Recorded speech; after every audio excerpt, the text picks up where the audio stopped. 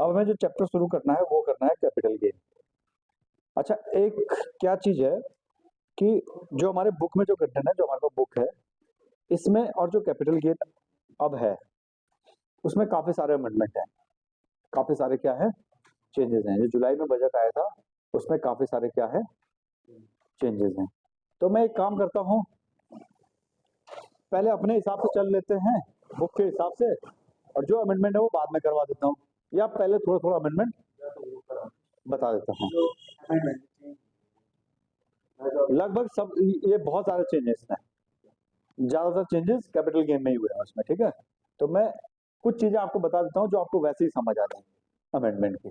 जैसे हमने पहला जो चैप्टर किया था वो है, उसका जो है बहुत ज्यादा पार्ट इस चैप्टर में आता है, उसका बहुत ज्यादा पार्ट इस चैप्टर में आता है, ठीक है।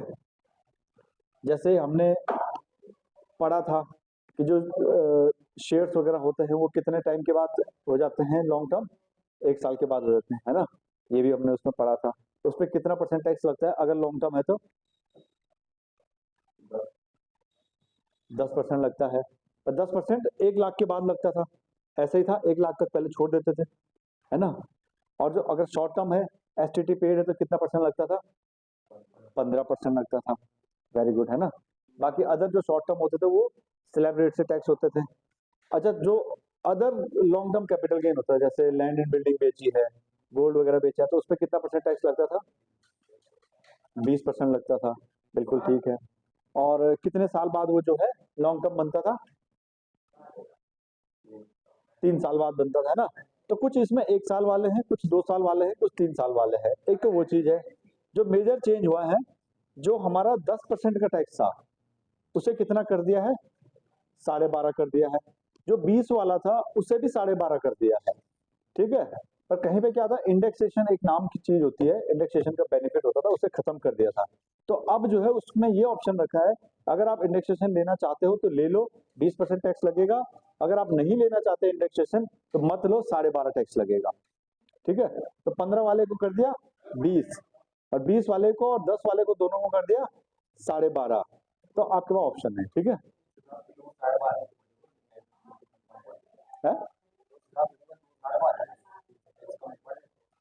टैक्स कम पड़ जाएगा मतलब? अरे एक इंडेक्सेशन का बेनिफिट होता था ना, वो हम करेंगे, इसको खत्म कर दिया ना 20 वाले में, तब जाके उसको 12.5 किया है। इंडेक्सेशन का बेनिफिट क्या होता है कि भाई जैसे सपोज करो तुमने 2001 में कोई चीज ली 100 रुपए की, आज के टाइम पे वो चीज मिलेगी आपको 348 रुपए की, ये बेनिफिट हो गया, ठीक है। तो मतलब उसकी कॉस्ट 100 रुपए नहीं मानी जाएगी, उसकी 348 मानी जाएगी, 23-24 में 348, ठीक है। ये गवर्नमेंट का डेटा होता है, ये नंबर हमें याद नहीं करना होता है, वो लिस्ट दी हुई थी, ठीक है, समझ गए। तो मतलब जो चीज वहां 100 रुपए की कॉस्ट थी जिसकी, आज वो 348 की है। तो जब बेचोगे तो प्रॉफिट कैसे निकालोगे? 348 रुपए कॉस्ट मान के माइनस करोगे। पहले वाले में? कौन से वाले में? जब जब हम 12.5 भरेंगे तो इंडेक्सेशन खत्म हो जाएगा, तो उसको उसमें 100 रुपए कॉस्ट मानेंगे, ठीक है। तो हमें कैलकुलेट करना पड़ेगा किसमें फायदा है। हाँ, उसमें इंडेक्सेशन का बेनिफिट खत्म कर दिया। तो ये कुछ चेंजेस हैं इसमें, जो अब थोड़े मेजर मेजर चेंजेस तो मैंने आपको बता दिए हैं, ठीक है। अब एक काम करते हैं, साथ साथ में चैप्टर करना शुरू करते हैं, फिर मैं आपको बताता रहूंगा साथ साथ में। और जो 1 लाख रुपए वाली हम लिमिट बता रहे थे वो 1.25 कर दी है, 1 लाख रुपए शेयर्स वाली, ठीक है। तो 10% से टैक्स हो रहा था, वो लिमिट बढ़ा के कितने कर दिए? 1.25 कर दी है। पर अब उसमें 10 नहीं 12.5% टैक्स लगेगा। Okay, clear. ये किन के लिए है? जो असेट्स हमने 23 जुलाई 2024 के बाद ट्रांसफर किए, उससे पहले किए हैं तो फिर जो नॉर्मल टैक्स था वही रहेगा, समझ गए। ओके, चलो अब एक काम करते हैं, अब हम अपना पढ़ना चालू करते हैं एक एक करके। क्या कहता है? Chargeability of capital gain section 45 bracket 1, ठीक है, ठीक है। एनी प्रॉफिट और gains arising from the transfer of capital assets affected in the previous year shall be deemed to be the income of the previous year in which the transfer took place, ठीक है।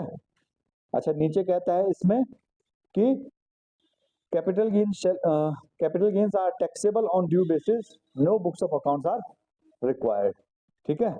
तो एक दो चीजें इसमें देखो, जैसे सपोज करो इसकी क्या है, एक बिल्डिंग है। किसकी है एक बिल्डिंग? दीपराज राणा के पास एक बिल्डिंग है, ठीक है।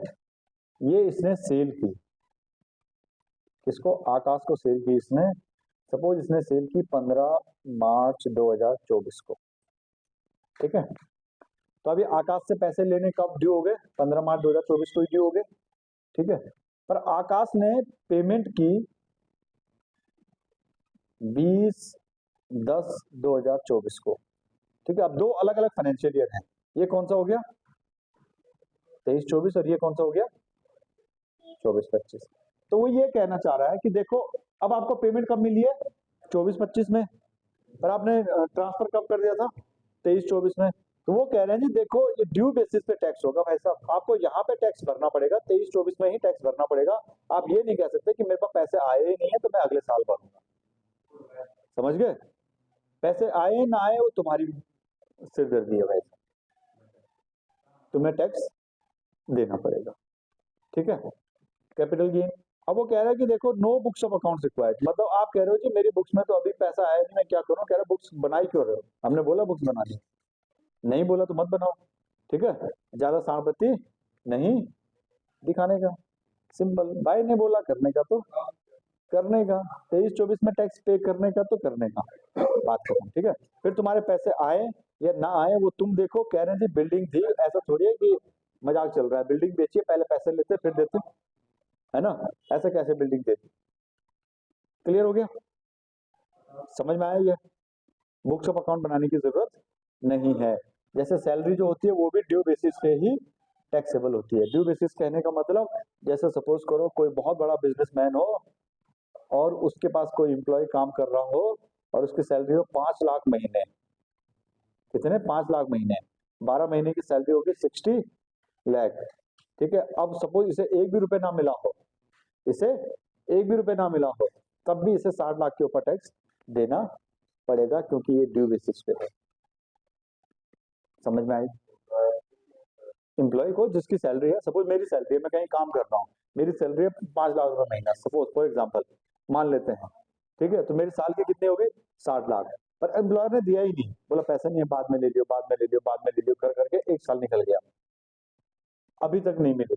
तो इनकम टैक्स डिपार्टमेंट बोलेगा कोई दिक्कत नहीं है भाई साहब, आपको टैक्स तो देना पड़ेगा, क्यों किया आपने काम, 1 महीने करके रुक जाते, है ना। 1 साल तक पैसे नहीं मिल रहे, तुम काम किए जा रहे हो, टैक्स लाओ, इसका मतलब तुम्हारे पास बहुत है, तो टैक्स लाने का। भाई ने बोला देने का, तो गरीबी में न पैसे मिले और टैक्स फिर भी देना पड़ेगा। क्यों देना पड़ेगा? क्योंकि भाई ने बोला देना तो देना, दादागिरी है, ठीक है। क्लियर? समझ में आया? ओके। तो पहला क्वेश्चन तो यही कह रहा है तुम्हारा कि भाई ड्यू बेसिस पे होगा और कोई बुक्स ऑफ अकाउंट्स की जरूरत नहीं है। अगर आपने 23-24 में ट्रांसफर कर दिया तो 23-24 में ही टैक्स देना पड़ेगा, कि इससे फर्क नहीं पड़ता कि आपको पैसा मिला है कि नहीं मिला है। अब वो कह रहा है differentiate short term capital assets and long term capital assets, ठीक है। कैपिटल गेन लगेगा किस पे? जब आप कोई कैपिटल एसेट्स जो है ट्रांसफर करोगे, ठीक है। अब लॉन्ग टर्म कौन से होंगे और शॉर्ट टर्म कौन से होंगे, ठीक है। क्लियर हो गया? तो देखो इसमें क्या कहता है, means capital asset held by SSC for not more than 36 month, however in the following cases. देखो जो 36 महीने का टाइम है, 3 साल का, वो तो हमने रफली बोल दिया है ना, 36 महीने रफली बोल दिया। इसमें 1 साल वाले अलग, 2 साल वाले अलग, 3 साल वाले अलग, ऐसे अलग अलग कैटेगरी बनी हुई है, ठीक है। तो देखो 3 साल तो बोला ऐसे ही है, पर इस केसेस में जो हम पढ़ने वाले हैं उनमें 12 मंथ, 1 साल के बाद ही उन्हें कैपिटल एसेट लॉन्ग टर्म जो है माना जाएगा। लॉन्ग टर्म में क्या होता है, टैक्स कम लगता है, शॉर्ट टर्म में ज्यादा लगता है, ठीक है। तो जो एसेट्स जो जिसमें गवर्नमेंट चाहती है कि भैया आप लोग जो है इन्वेस्ट करो, जिसमें गवर्नमेंट चाहती है आप लोग इन्वेस्ट करो, उसको तो जल्दी लॉन्ग टर्म में कन्वर्ट कर देंगे। जिसमें गवर्नमेंट चाहती है कि नहीं इसमें कोई इन्वेस्ट ना करे, तो उसको बाद में लंबे टाइम के बाद जो है लॉन्ग टर्म में कन्वर्ट करेंगे, ठीक है। जैसे गोल्ड, गोल्ड में गवर्नमेंट नहीं चाहती कि आप लोग इन्वेस्ट करो, डेड इन्वेस्टमेंट जिससे बोलते हैं ना, नहीं है। तो तुमने सोना लिया और जो है अपने लॉकर में संभाल के रख दिया, किस काम आया? वो किसी काम नहीं आया, है ना। तो वो जो है इन्वेस्टमेंट बेकार हो गई। वो क्या है, न देश के लिए भला ना हमारे लिए भला। तो उसको 3 साल बाद रखा है। जैसे गवर्नमेंट चाहती है कि आप शेयर्स में पैसा लगाओ, कंपनीज में पैसा लगाओ, कंपनी के शेयर्स में पैसा लगाओ, ताकि कंपनी भी ग्रो करे और तुम भी ग्रो करो, तुम्हें भी रिटर्न मिले, है ना। तो जो इक्विटी शेयर्स है, shares listed in recognised stock exchange, अगर कोई रिकॉग्नाइज्ड स्टॉक एक्सचेंज में है तो उनको गवर्नमेंट कहती है जी 1 साल बाद ही लॉन्ग टर्म बोलेंगे। कितने साल बाद? 1 साल बाद ही लॉन्ग टर्म बोलेंगे। Shares listed in recognized stock exchange shall be considered to be long term after 1 year, but non-listed shares shall be long term after 2 years। ठीक है, अगर कोई शेयर्स हैं जो क्या है, लिस्टेड नहीं है, सिर्फ शेयर्स की बात हो रही है, ठीक है। अगर शेयर्स लिस्टेड है, ठीक है, तो लॉन्ग टर्म कब हो जाएंगे ये? अगर शेयर्स लिस्टेड है तो लॉन्ग टर्म हो जाएंगे 1 ईयर पे, और शॉर्ट टर्म, और अगर नॉन लिस्टेड है तो लॉन्ग टर्म हो जाएंगे 2 ईयर पे। क्लियर हो गया? अगर लिस्टेड शेयर्स हैं, अगर आपके पास शेयर्स हैं जो लिस्टेड हैं तो 1 साल बाद ही लॉन्ग टर्म, और अगर वो लिस्टेड नहीं है, लिस्टेड मतलब रिकॉग्नाइज्ड स्टॉक एक्सचेंज पे आप लिस्टेड नहीं है, तो वो 2 साल बाद लॉन्ग टर्म होंगे। ठीक है, इतना समझ आ गया शेयर्स का? क्या समझ आया?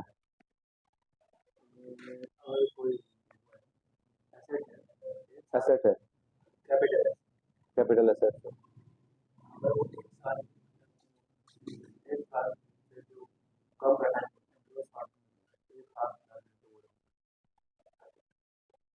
आकाश तुम क्या समझे?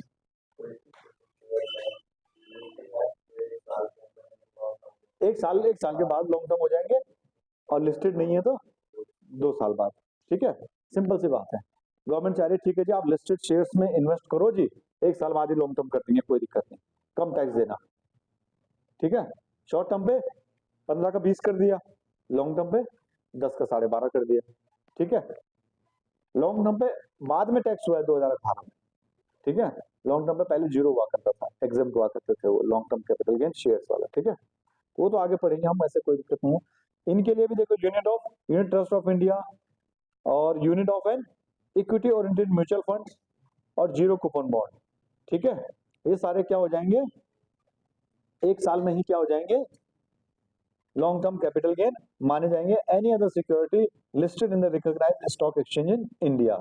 जैसे देखो, अब कहता है एनी अदर सिक्योरिटी, जैसे डिबेंचर है, बॉन्ड्स हैं, अगर लिस्टेड है तो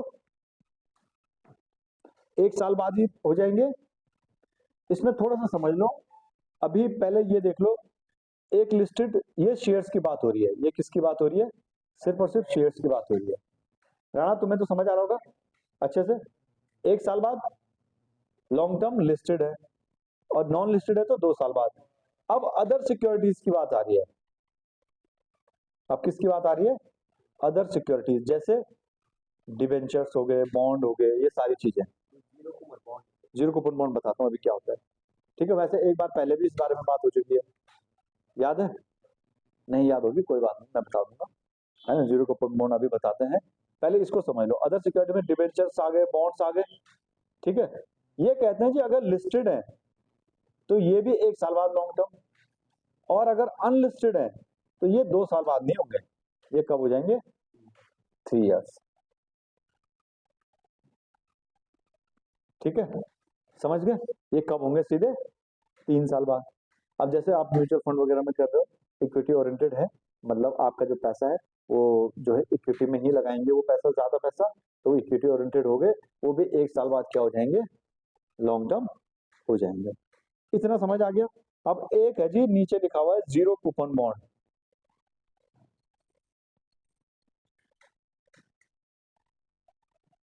एक क्या लिखा हुआ है, जीरो कूपन बॉन्ड। ये कह रहे हैं जी ये क्या होता है। याद है एक बार मैंने तुम्हें जब एग्जांपल देके पूछा था कि भाई अगर तुम्हारे पास 10 लाख रुपए हो, तुम बैंक में जाओ, बोलो मेरे को 30 साल की एफडी करनी है, तो क्या बैंक करेगा?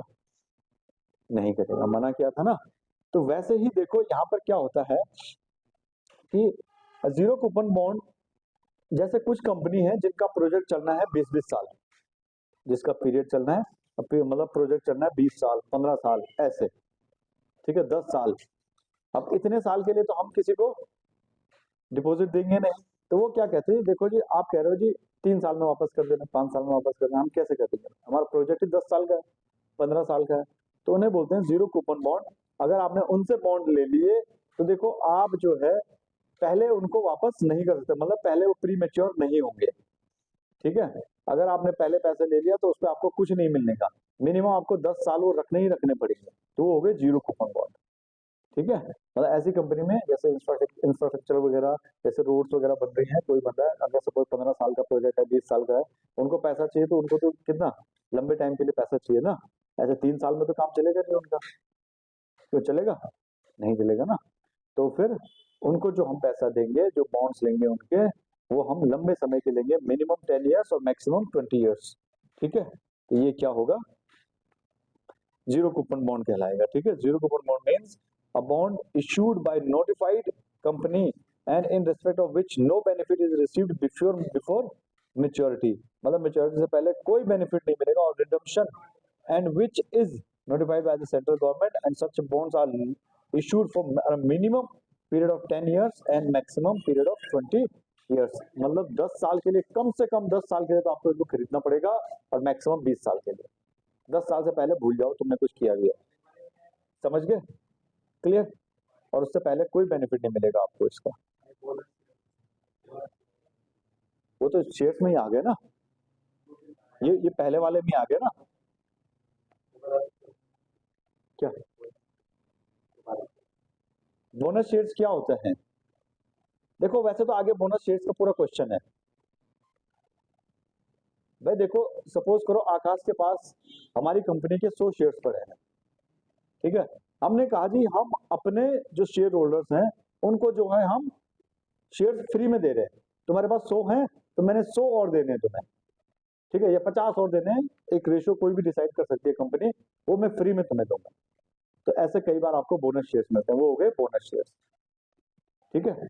अब बोनस शेयर्स की कॉस्ट क्या लेंगे, वो सारा हम आगे पढ़ेंगे जब आएगा कि 2001 से पहले का है तो बोनस शेयर्स की कॉस्ट क्या रहेगी, फिर उसमें 31 जनवरी 2018 वाला कंसेप्ट आ जाएगा, अगर लॉन्ग टर्म का हो गया तो, समझ गए, वो सारा हम आगे पढ़ेंगे। तो बोनस शेयर्स ये होता है कि आपको फ्री में शेयर्स मिल रहे हैं। राइट शेयर्स का भी आगे बात आएगी अभी। राइट शेयर्स क्या होते हैं, राइट रिनाउंस करने की बात आएगी आगे। राइट शेयर्स का मतलब हमारी कंपनी जो है पहले शेयर्स लेके आई थी, दीपराज ने, आकाश ने शेयर्स खरीदे थे, हम कह रहे थे हम दोबारा शेयर्स लेके आ रहे हैं, है ना, एफपीओ लेके आ रहे हैं। तो अब हम एक काम कर रहे हैं, जो हमारे पुराने शेयर होल्डर्स हैं, हम उनसे कह रहे हैं कि देखो आप एक काम करो, आप हमारे शेयर्स खरीदो, मार्केट में 700 रुपए का बिकेगा, हम आपको 500 का दे देंगे राइट शेयर्स। पहला राइट आपका है, पहला हक आपका है, क्योंकि देखो जी आपने पहले इन्वेस्ट किया था, आप दोबारा भी कर सकते हो। तो अब आकाश कह रहा है जी देखो मैं तो ले नहीं सकता, अभी मेरे पास इतना पैसा है नहीं, मैं 500 का ले लो। तो मेरा एक दोस्त है, मैं उसको ये जो है वो रिनाउंस कर देता हूँ, ठीक है। तो अब तुम्हारे बदले वो बंदा खरीदेगा, तुम उससे कुछ पैसे ले सकते हो, बोलोगे जी देखो वो जो है 700 रुपए का शेयर है, 500 में मिल रहा है, तो एक काम करो 50 मुझे दे दियो, तो तुझे 550 का पड़ जाएगा, ठीक है। वो राइट शेयर्स हो गए, ठीक है। बोनस शेयर्स क्या हो गए, जो आपको फ्री में मिल रहे हैं, ये तो फ्री में ही मिलेगा बोनस, बोनस ही नाम है, ठीक है। अच्छा उसके बाद एक आता है लैंड और बिल्डिंग, लैंड एंड बिल्डिंग, ये तो 2 साल बाद लॉन्ग टर्म हो जाएगा, लैंड और बिल्डिंग 2 साल बाद ही लॉन्ग टर्म हो जाएगा, 2017-18 के बाद से, ये 17-18 में ये अमेंडमेंट आया था, तब से ये 2 साल में ही लॉन्ग टर्म हो जाते हैं। और उसके आगे जो बच जाते हैं गोल्ड वगैरह और ये सारी चीजें, वो कब आएंगी आपकी, 3 साल बाद ही लॉन्ग टर्म होंगे, बाकी सारे 36 महीने के लिए। तो समझ में आ गया, एक साल में कौन कौन से शेयर्स जो हैं, इक्विटी ओरिएंटेड म्यूचुअल फंड हो गए, जीरो कूपन बॉन्ड हो गया, ये जो है एक साल में लिस्टेड है, तो अगर शेयर्स अनलिस्टेड है तो 2 साल में, और अदर सिक्योरिटीज अनलिस्टेड है तो 3 साल में, क्लियर हो गया। और अगर लैंड और बिल्डिंग है तो 2 साल में, और गोल्ड वगैरह है तो 3 साल में। ठीक है, अभी तो हम पूरा पढ़ेंगे कि कैपिटल एसेट्स होगा क्या, कैपिटल एसेट्स होगा क्या। हमने थोड़ी थोड़ी बात कहाँ की थी, गिफ्ट में भी बात की थी हमने, है ना। जैसे अब कुछ चीजें ऐसी है ना कि जिनको कैपिटल एसेट्स माना ही नहीं है। माना क्यों नहीं है? क्योंकि उनमें गेन आना मुश्किल था। जैसे सपोज करो मोटर कार, जैसे सपोज करो मोटर कार, अगर इसे कैपिटल एसेट्स मान लेते, इसे कैपिटल एसेट्स मान लेते, अब मुझे एक चीज बताओ, मैंने 5 साल पहले कोई कार खरीदी थी 10 लाख की, क्या आज वो 11 लाख की बिक सकती है? नहीं। जाहिर सी बात है, आज वो बिकेगी तो मुश्किल से 6 लाख रुपए की, 5 लाख रुपए की बिक जाएगी, इतनी की बिकेगी। तो मैं क्या करूंगा, देखो जो मैंने 10 की ली थी, 6 की बिक रही है, 4 लाख रुपए मेरा लॉस हो गया कैपिटल गेन का। और बाकी जो कैपिटल गेन होगा, कहीं से बिल्डिंग बेची है, कुछ बेची है, जिसमें प्रॉफिट हुआ 4 लाख रुपए, वहां एडजस्ट कर दूंगा। तो इसलिए डिपार्टमेंट ने कहा, देखो जो गवर्नमेंट ने कहा ऐसा नहीं चलेगा, हम आपको बताएंगे कैपिटल एसेट्स कौन सा है, समझ गए। बाकी का ट्रीटमेंट भूल जाओ, बाकी का जहां होना होगा वहां हो जाएगा। कैपिटल गेन में कौन कौन से एसेट्स आएंगे वो हम आपको बताएंगे, ठीक है। तो ये बात हमने अभी तक कर ली कि 1 साल के लिए कौन सा, 2 साल में और 3 साल में कौन कौन से होंगे, ठीक है। पहले एक काम करते हैं, आगे चलते हैं, इंडेक्सेशन वगैरह मैं आपको बताता हूँ, और उससे पहले मैं कुछ और बताना चाहता हूँ।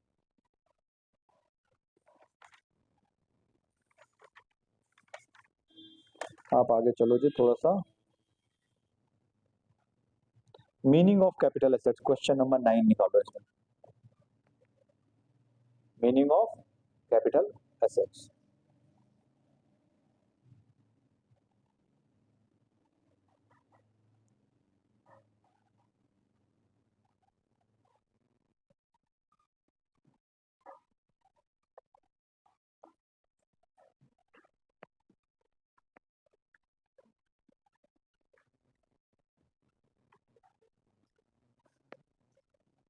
मीनिंग ऑफ कैपिटल एसेट्स, ठीक है। आगे आ जाओ। अब इसमें देखो capital assets, capital assets include all assets but the following shall not be considered to be capital asset. पहले ही बोल दिया भाई साहब, सारे एसेट्स लिए जाएंगे पर नीचे जो मैं दे रहा हूं वो नहीं लिए जाएंगे कैपिटल एसेट्स, ठीक है।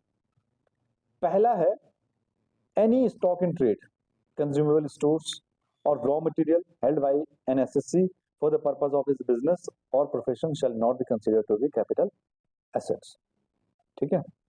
कहने का मतलब कोई भी बिजनेसमैन है, कोई भी एसएससी है, अगर कोई स्टॉक इन ट्रेड है उसके पास, क्या है, एनी स्टॉक इन ट्रेड, मतलब जिसमें वो बिजनेस कर रहा है। जैसे हमने कहा जी गोल्ड जो है 3 साल बाद जो है लॉन्ग टर्म होगा। तो अब कोई ज्वेलरी है, कोई मतलब ज्वेलरी शॉप है, कोई ज्वेलर्स हैं, वो तो गोल्ड में ही काम कर रहे हैं, गोल्ड खरीद रहे हैं, गोल्ड बेच रहे हैं, तो ये थोड़ी कि वो कैपिटल गेन में टैक्स होगा, वो कहाँ जाके टैक्स होगा, बिजनेस की इनकम में टैक्स होगा वो। तो अगर स्टॉक इन ट्रेड है तो वो कैपिटल एसेट्स नहीं माना जाएगा। जैसे लैंड एंड बिल्डिंग, हमने कहा 2 साल बाद जो है लॉन्ग टर्म हो जाएगी, पर कोई बिल्डर है, उसका काम ही बिल्डिंग बेचने खरीदने का है, तो वो जो है यहाँ कैपिटल गेन में नहीं टैक्स होगा, वो कहाँ टैक्स होगा, बिजनेस की इनकम में, ठीक है। पहला तो एनी स्टॉक इन ट्रेड। दूसरा कहता है पर्सनल मूवेबल इफेक्ट, कौन सा, पर्सनल मूवेबल इफेक्ट। इसमें वो सारी ले ली लगभग इन्होंने, जो जो है जिनसे क्या हो सकता है, उन्हें लगता है कि नुकसान होने के बहुत ज्यादा चांसेस हैं, इन आइटम पे जो है नुकसान ही होगा, फायदा होने का मतलब ही नहीं बनता। अब ये देखो कौन कौन से हैं, movable item of a personal use like household furniture, utensils, TV, fridge, sofa, personal motor car etcetera shall not be considered to be capital assets. हमारे घर में सोफा पड़ा था, हमने कहा जी हमारा कैपिटल एसेट्स है, होगा जी तुम्हारा घर के लिए, कैपिटल गेन के लिए नहीं, समझ गए। टीवी है, टीवी तो जाहिर सी बात है पुराना कम ही बिकेगा, मैं 50,000 का टीवी लाओ तो बहुत बढ़िया बड़ा, उसको बेचो 10 साल बाद, है ना। कितने का लिया था, 1 लाख का, कितने का बोला मैंने, 50,000 का लिया तुमने, और तुमने बाद में बेचा 3,000 रुपए का, रो पड़ोगे भाई, 47 का नुकसान हो गया, कहीं एडजस्ट करो, तो दिक्कत हो जाएगी। तो कह रहे नहीं भाई ये कैपिटल एसेट्स है ही नहीं, कहीं नहीं करेंगे, बात खत्म, कहीं नहीं करेंगे, बस बात खत्म, टाटा बाय बाय, कुछ नहीं होगा इसका। ठीक है भाई, 10 का 50 का लिया था, गलती से तुमने किसी बंदे को ऐसा झूठ बोला कि ये तो भगवान ने मुझे दिया था और ये तो ऐसा है वैसा है, इसमें ये है वो है, 51 का भी भेज दिया तब भी भूल जाओ। ठीक है, और 10 का भी भेज दिया तब भी भूल जाओ। यहाँ टैक्स नहीं होगा, कहीं और टैक्स होगा तो देख लेंगे, जितने बाकी हेड हैं उनमें टैक्स होगा तो उनमें कर लेंगे, पर यहाँ नहीं होगा। ठीक है, इन चीजों में प्रॉफिट हो ही नहीं सकता ना। घर का फर्नीचर है, तुमने कुर्सी ली थी 10 साल पहले, 10,000 की पड़ी थी, आज तुम उसको 11 का बेच दोगे, मतलब ही नहीं होता है ना। जिसपे प्रॉफिट होना है उसको वो लेंगे, इसमें जिसमें प्रॉफिट नहीं होना वो नहीं लेंगे। जैसे मोटर कार है, इसमें पर्सनल मोटर कार है, हमने कहा हो सकता है प्रॉफिट, नहीं हो सकता वैसा, ज्यादा की तो बिक ही नहीं सकती ना, ज्यादा की कैसे बेच दोगे, इतना टैलेंटेड थोड़ी हो है। हाँ ये हो सकता है, पर वो आओ नीचे, अभी आओ, कोई दिक्कत नहीं है, अभी अभी आओ नीचे, उसके उसको भी पकड़ेंगे वो, टेंशन मत लो तुम। ये तो हमने पढ़ लिया ऊपर। हाँ चलो तुम पूछो। नहीं क्या चीज, अगर किसी का हाउस होल्ड फर्म चाहे बेचने का बिजनेस, तो वो स्टॉक इन ट्रेड आ गया ना उसके लिए, वो तो बिजनेस इनकम में जाके टैक्स हो जाएगा। यहाँ टैक्स नहीं होगा, किसी और ऐड में होगा तो हो जाएगा। ठीक है, पर जैसे अब फर्नीचर बेचने का ही काम है, तो सिंपल सी बात है, स्टॉक इन ट्रेड है। ठीक है, क्लियर हो गया।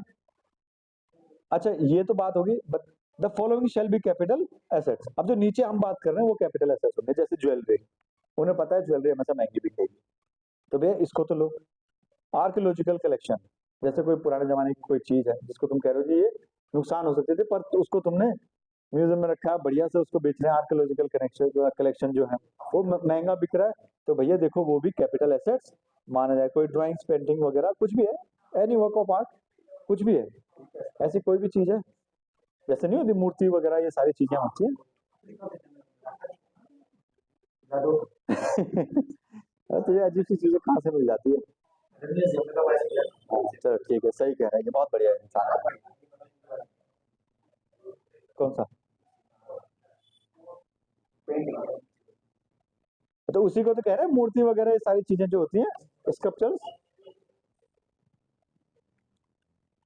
अच्छा ज्वेलरी इंक्लूड्स, ज्वेलरी में क्या क्या इंक्लूड होगा, देखो, ornaments made of gold, silver, platinum और एनी अदर प्रीवियस मेटल और any alloy containing one or more of such precious metal, precious और semi precious stones held in any manner। मतलब कोई बहुत महंगे महंगे पत्थर जो होते हैं ना, नहीं होते लगवाए हुए, मतलब वो सारी चीजें क्या आएंगी ज्वेलरी में। ठीक है, कोई हीरा मोती तुमने कुछ भी रखा है, सारे के सारे जो है उसमें आ जाएंगे, क्योंकि पता है इस पे बेचने पे प्रॉफिट आ ही जाएगा। ठीक है, ओके, इतना समझ आ गया यहाँ तक, 2 पॉइंट समझ आ गए। Whether capital gain arise on the sale of silver utensils, देखो ऐसा है, ये एक केस हुआ है, ठीक है, in Banarasi Lal versus commissioner of income tax. इसमें क्या था, वो कहते हैं जी देखो, जो सिल्वर की यूटेंसिल्स होते हैं, जैसे चांदी की चम्मच, चांदी की थाली, अब हमारे यहाँ क्या है कि मतलब हमारे समाज में चांदी के बर्तन में खाना खाना अच्छा माना जाता है। जैसे बच्चे को जो है चांदी के उससे खिलाते हैं, जब वो पहली बार उसका अन्नप्राशन होता है ना, 6 महीने में, तो चांदी के बर्तन से खिलाते हैं या किसी भी चीज से खिलाते हैं। तो हमारे यहाँ क्या ये कस्टम है चांदी के बर्तन में खाना ना।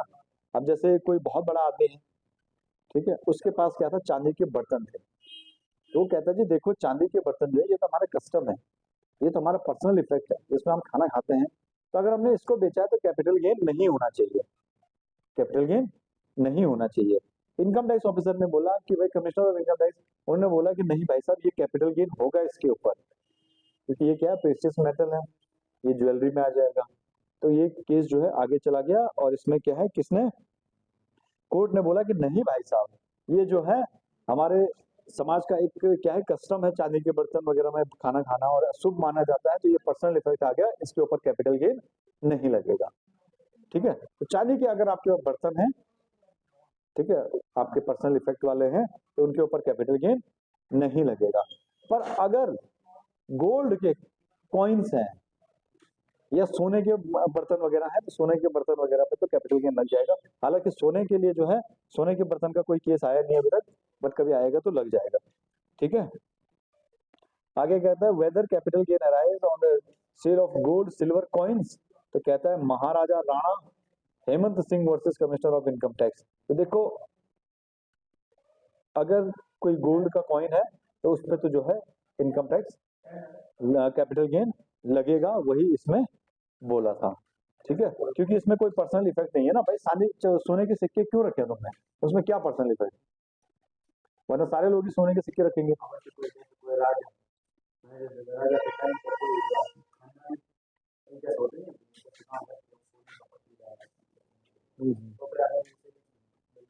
तो मैं वही तो कह रहा हूँ, अभी उसमें कोई केस आया नहीं है, बट आएगा तो फिर उस पर टैक्स लग जाएगा, क्योंकि सोने में कोई जो है पर्सनल इफेक्ट नहीं है ना, सोने की थाली में नहीं खाते हैं ना, कोई कस्टम है, चांदी में तो शुभ माना जाता है इसलिए खा लेते थे, तो इसमें थोड़ा पर्सनल इफेक्ट था, पर सोने में कोई पर्सनल इफेक्ट नहीं है। जैसे कॉइन्स के बारे में बात हुई, तो कॉइन्स के बारे में तो कोर्ट ने बोला भाई टैक्स होगा, इसमें कैपिटल गेन लगेगा, सीधी सी बात है। ठीक है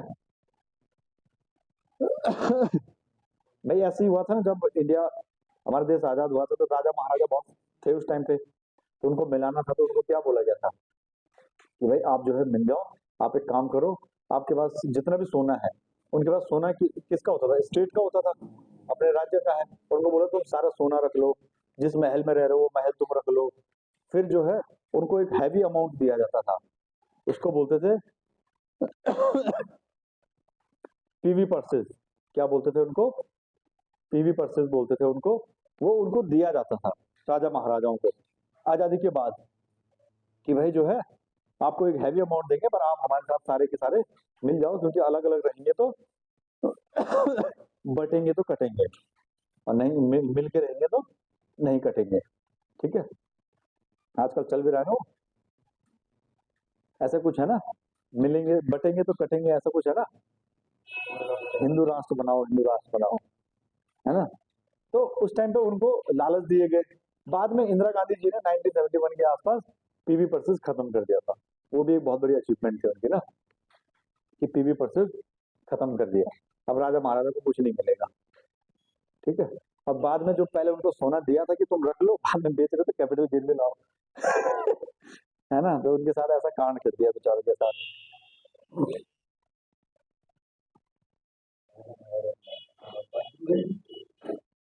अच्छा क्या कहता है, if any person has movable items in his business और profession, these items shall be considered to be capital assets. For mister X has one motor car in the use of business and subsequently this motor car was sold by him, it will be considered to be the capital gain and capital assets and capital gain shall be computed। ठीक है, कहने का मतलब जैसे देखो, अभी हमने पहले जो पढ़ा था वो पर्सनल मोटर कार का पढ़ा था, अब वो कह रहे हैं देखो कोई मोटर कार है पर वो बिजनेस में यूज हो रही है, तो कैपिटल एसेट्स मानी जाएगी, सीधी सी बात है, तुम उस पर डेप्रिसिएशन क्लेम करोगे, तो उस पर जो है अगर बेचोगे इनकम आई, उसमें इनकम आने के चांस है कि नहीं है, बताओ कैसे चांस है। तुमने कार ली बिजनेस यूज के लिए 10 लाख की, उस पर डेप्रिसिएशन लगाए जा रहे हो 15% हर साल, एक टाइम पर आके उसकी वैल्यू बच गई 5 लाख, तुमने 5.5 में बेच दी, यहाँ पर बिकने के चांसेस है, क्योंकि उस दिन क्या है उसकी वैल्यू कितनी रहेगी तुम्हारी बुक्स में, 5 लाख रुपए रहेगी, तो वो 5.5 में बिकने के चांसेस है। पर जो पर्सनल कार थी उस पर तो डेप्रिसिएशन लेते नहीं हो, उस पर डेप्रिसिएशन कहाँ लोगे, पर्सनल पे कोई डेप्रिसिएशन नहीं है, तो उसकी वैल्यू तो उतनी रहेगी ना, इसलिए उसमें लॉस होने के चांसेस है, लॉस ही होगा, इसमें प्रॉफिट होने के चांस हैं, इसलिए बोला कैपिटल एसेट्स है और कैपिटल गेन लगेगा, तो लॉस एडजस्ट हो जाएगा। पर ये जो गेन होता है ये लॉन्ग टर्म कभी नहीं होता, ये हमेशा शॉर्ट टर्म होता है, लॉन्ग टर्म नहीं होता, ये हमेशा शॉर्ट टर्म होता है। इसका रीजन आगे हम पढ़ेंगे, ठीक है, इसका रीजन मैं आपको बताऊंगा। डेप्रिशिएबल एसेट्स जो होते हैं उनका अलग से कैलकुलेशन होती है, कैसे होगी, ठीक है। तो अगर मतलब होगा उसे जैसे भी है, सपोज हमें 10 साल पहले कार खरीदी थी, 8 साल तक हम डेप्रिसिएशन लगा रहे हैं, इस साल में बेचिए तो इस साल के लिए वो शॉर्ट टर्म नहीं माना जाएगा, ठीक है, और वो हम आगे पढ़ेंगे। अभी पहले यहाँ तक समझ आ गया। अच्छा, एग्रीकल्चरल लैंड, एग्रीकल्चरल लैंड क्या कहता है, agricultural land in India in rural area shall not be considered to be capital asset, if the land is in urban area it will be considered to be capital asset. कहने का मतलब अगर गांव में है, अगर एग्रीकल्चरल लैंड है और गांव में है, तो उसमें प्रॉफिट क्या होगा? उसे किसान के खुद के लाले पड़े हैं। अगर वो अपनी जमीन बेच रहा है तो क्या किसान अपनी जमीन खुशी से बेच